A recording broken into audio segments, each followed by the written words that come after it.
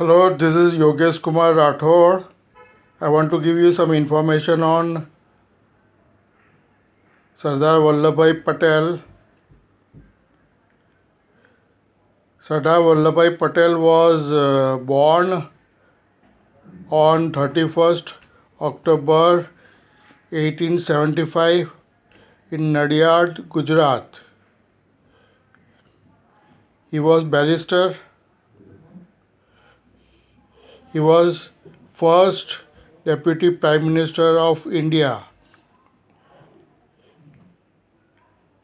His contribution for integration of Indian princely state is quite memorable.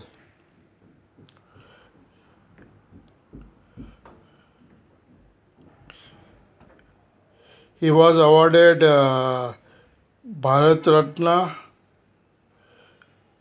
I will give you more information later.